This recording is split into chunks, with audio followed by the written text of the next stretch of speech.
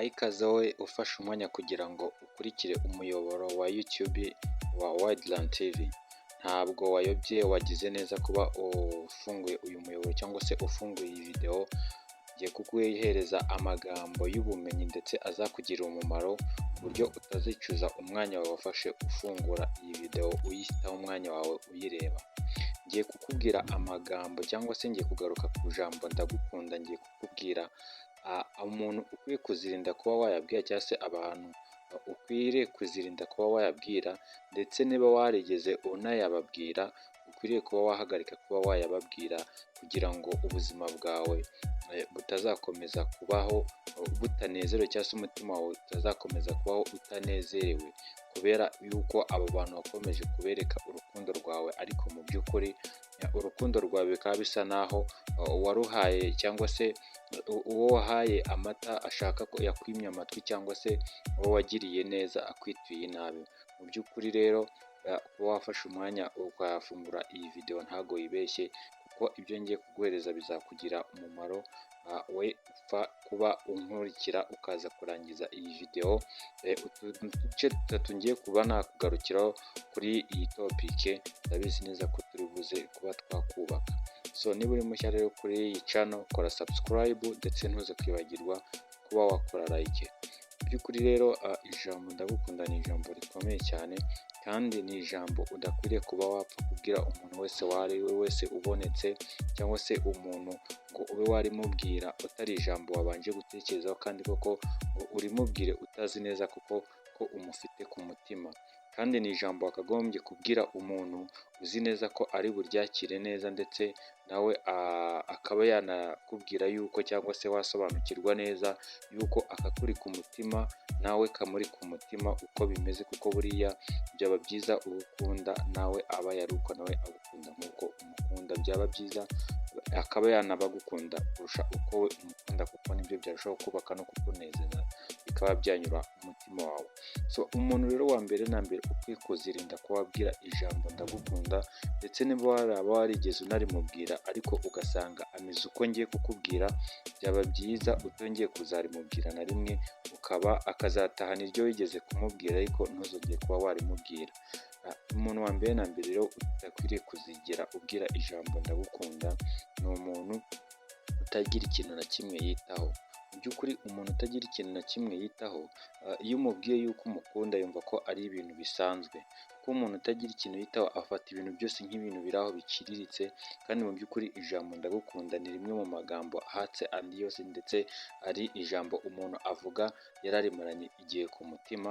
Mu by'ukuri rero niba umuntu ari wa muntu utagira ikintu na kimwe ajya yitaho, ndakubwiza ukuri ko numubwira yuko umukunda azatekereza yuko cyangwa se aziyumvisha ko ari ibintu bisanzwe, kuko azumva ko urukundo ari ibintu bisanzwe, kuba umukunda ari ibintu biri aho byoroheje, ntabwo azabiha agaciro, kuko nyine ari umuntu utagira ikintu yitaho. Ntabwo azahereza agaciro iryo jambo ngo yumve yuko urimubwiye wenda waritekereje cyangwa se urimaranye igihe kinini ku mutima wawe.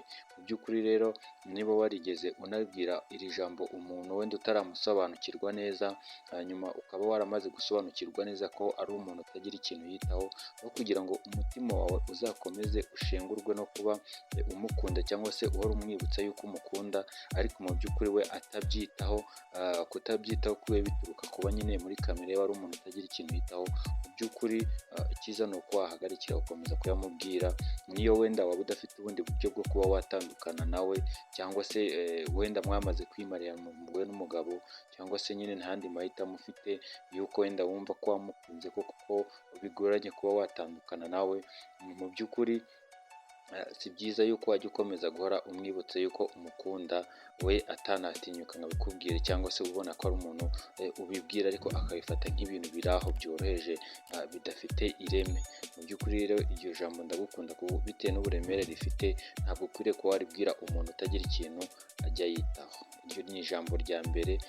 Uwo ni umuntu wa mbere nkubwiye ufite umuco uteye gutyo, udakwiye gukomeza kujya wibutsa ko umukunda, cyangwa se ngo warimubwira wamaze gutahura yuko atagira ikintu na kimwe yitaho. Noneho umuntu wa kabiri rero udakwiriye kuba wabwira yuko umukunda, cyangwa se ngo ujye uhora ubimubwira cyangwa se ubimwibutsa, ni ukuba ari umuntu usuzugura cyane. umuntu usuzugura cyane nawe rero mu by'ukuri nawe ntabwo yari akwiriye guhabwa ijambo ndagukunda, bitewe n'uko ijambo ndagukunda ni ijambo umuntu aba akwiye kwakirana ubwuzu ndetse agahereza n'agaciro cyane umuntu urimubwiye, bitewe n'uko urukundo nirwo tuzi abantu basobanukiwe amagambo abasha kuba yazahura umutima cyangwa se yanyura umutima cyangwa se yanezeza umutima, bazi neza agaciro k'ijambo ndagukunda. Ariko mu by'ukuri umuntu w'umunyagasuzuguro cyangwa se usuzugura cyane, kuba amubwira yuko umukunda ntabwo byasobanura yuko rwose waba umubwiye ijambo kuri we ryagira ikintu rimumarira cyangwa se ryahindura umutima cyangwa se ryazamura amarangamutima ye, bitewe na kamere yiwe y'agasuzuguro iba imurimo. Ushobora kuba warimubwira rwose akakwereka yuko nta birenze cyangwa se nta gaciro rifite, cyangwa se ukajya uhora urimubwira akajya akwereka yuko buriya nyine umukunda ariko we ntakwiteho, cyangwa akakwereka yuko mu by'ukuri akaba yanabihera agusuzugura kuko umukunda buriya akumva yuko hari ibyo ukwiye gukomeza kumukora, cyangwa se hari ibyo umukeza, mu by'ukuri icyubahiro akugomba ntabe yakiguhereza. Kandi mu by'ukuri buriya umuntu ugukunda hari icyubahiro uba umugomba, kuko urukundo umuntu waguhaye urukundo rwe cyangwa se umuntu ugukunda aba akwiye icyubahiro cyane, kuko urukundo ntabwo ari ikintu giciriritse ku buryo ugiriwe amahirwe yo kugihabwa wakagombye kuba ugisuzugura cyangwa se ugitera amabuye cyangwa se ukagifata nk'ikintu kiraho cyoroheje. Mu by'ukuri rero niyo mpamvu umuntu ugira ikintu cyo gusuzugura cyane nawe ntabwo yari akwiriye kuba yahabwa iri jambo, cyangwa se yakwiriye kuba ahora aribwirwa n'umuntu umukunda cyangwa se wamwihebeye. So rero niba udafite uburyo bwo kuba wahindura uyu muntu cyangwa se watandukana nawe, cyangwa se wenda mwamaze no kubana cyangwa se nta bundi buryo bwo kuba wamureka, ariko mu by'ukuri uyu muntu wo gusuzugura cyane cyangwa se umunyagasuzuguro, uyu nawe ntabwo aba akwiye guhora abwirwa iri jambo rinezeza abantu benshi cyangwa se rinyura imitima ya benshi. Mu by'ukuri rero iri jambo naryo ni ijambo ubona ko uyu muntu nawe rero ni umuntu udakwiriye ibyiza by'uburyo cyangwa se uburyohe bwo kwakira ijambo ndagukunda, niyo mpamvu atari akwiye gukomeza kuba yarihabwa. Noneho ijambo rya gatatu rero ari naryo rya nyuma bateguriye, reba ko wakoze like, niba utayikoze uyikore, niba utakoze subscribe nayo uyikore. Ijambo rya gatatu nakubwira mu by'ukuri abantu benshi batagiye bitaho, cyangwa se umuntu wa gatatu abantu benshi batajya bitaho, cyangwa se batajya basa naho basesengura imico ye cyangwa se imigire yiwe, nyamara nawe akaba mbona ko atari akwiye kuba yahabwa cyangwa se yabwirwa ijambo nk'iri ngiri rinyura imitima ya benshi ryo kuba wamubwira ko umukunda.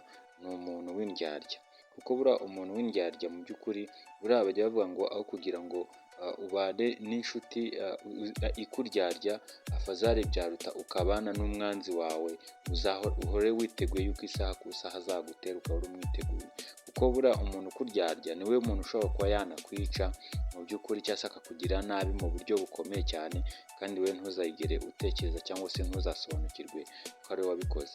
Umuntu rero w'indyarya nawe ntabwo yari akwiye kuba yabwirwa ijambo ndagukunda, kuko ijambo ndagukunda ni ijambo ryari rikwiye kuba ryabwirwa umuntu ufite umutima usukuye, nawe ukwiye kuba yaryakira.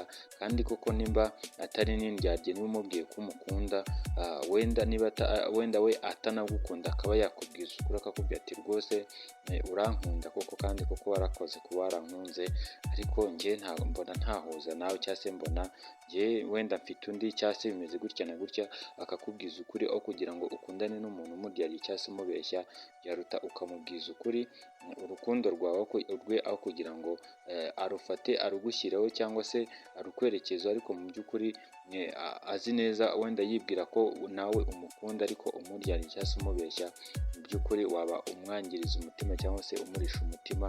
Ntabwo byari bikwiye rero kuba umuntu niba aramaze gutahura ko ari indyarya, wari ukwiriye kuba utamubwira ko umukunda, wakabaye urukundo rwawe urushyira ku bantu b'abanyakuri batari indyarya, cyangwa se warwerekeza ahantu ubona ku muntu w'umunyakuri. Niyo mpamvu rero niba wenda n'umuntu wenda waragize n'ibyago byo kuba warabanye n'umuntu yarakwihishemo nyuma ugatahura ko ari indyarya, cyane ko n'umuntu nyine w'indyarya nawe urabyumva yuko kuba wamutahura nyine ari indyarya biba bigoye, bisaba nyine nawe kuba uri inyaryenge cyangwa se uri inararibonye kugira ngo ubashe gutahura uburyarya bwe. Niba waramaze kubutahura rero, icyiza ni uko nyine mwabana, ariko nawe ukajya urinda gukomeza kumwibutsa ko umukunda, kuko kwibutsa umuntu ko umukunda ariko mu by'ukuri urukundo rwawe ugasanga bimeze nko kuba ufata amazi ukayasuka ku rutare, mu by'ukuri byazahora bikurya umutima, bigahora bigushavuza, ntabwo byari bikwiriye rero. Aya niyo magambo uko ari atatu, aba nibo bantu cyangwa se imico iranga abantu njye ku giti cyanjye mbona ko batari bakwiriye kuba bahabwa urukundo, cyangwa se bahora bibutswa yuko ubakunda. Niba mu by'ukuri iki kiganiro cyangwa se iyi topic nari nateguye wumva hari ikintu yaba yagufasha cyangwa se ikumariye, wayisharinga wenda nk'inshuti zawe uzi, cyangwa se ukaba wanaduha igitekerezo ukatubwira ati ubutaha uzadutegure wenda ku gatopiki kameze gutya na gutya. Ndagushimiye ko wafashe umwanya ukumva iki kiganiro, reka tuzasubire mu kindi kiganiro kizakurikira. Imana ikomeze kurebe neza kandi kwishimire, tuzasubira. Bye bye.